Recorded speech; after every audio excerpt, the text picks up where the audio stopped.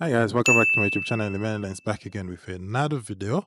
So I'm going to have a discussion about Fujifilm and why it feels like this camera is pretty much legendary at this moment. And I kid you not, Fujifilm has developed sort of a cult following, um, and it's a camera company that people literally swear by.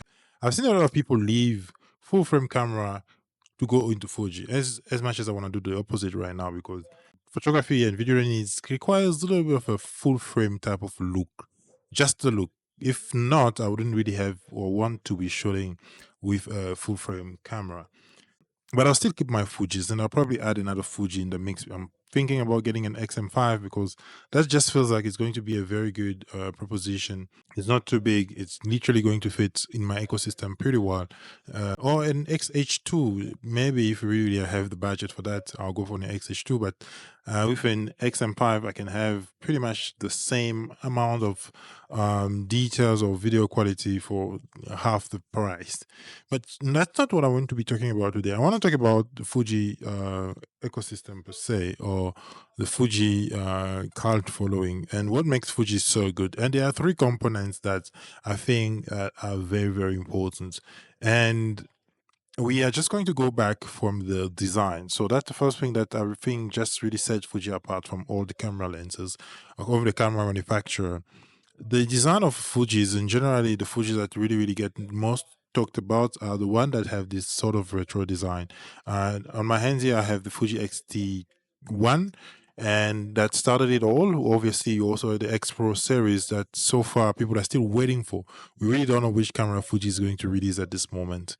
If you've made it so far, into this video, I would really like for you to subscribe because that helps the channel a lot and it keeps us pushing and making more videos. So the retro design is something that Fuji really, really embraces very, very well. And for people that shoot Fuji, that is something that they also really, really accept.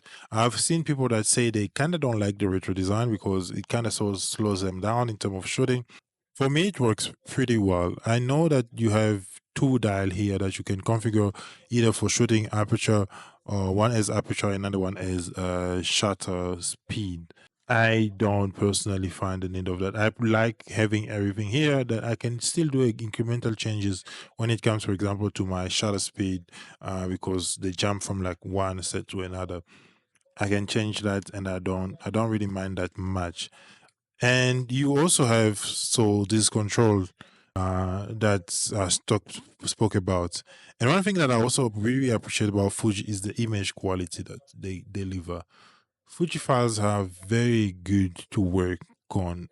I still haven't really gotten the hang of it properly, even though I've been shooting it for 2 years. But they're just a bit more flexible than, let's say, Canon files. I've done a comparison between the dynamic range of a Fuji file and a Canon file, and by far, Fuji files are way, way, way better. And I can tell you, you wouldn't even believe if I put, let's say, a XT1 photo against a Canon 800D photo. You probably prefer this one. The color that I get from this camera are still the best so far. I haven't gotten any other color or any other camera as close in terms of color as this one. And that I can assure you has really, really, really steered me on more and more into like Fuji, and I really appreciate that. So those are the three things that I think personally really makes Fuji really, really good. And I also like that they still update the camera. I had a Navigate for the X2 in 2024. When you can imagine, this camera came out really, really, really long time ago.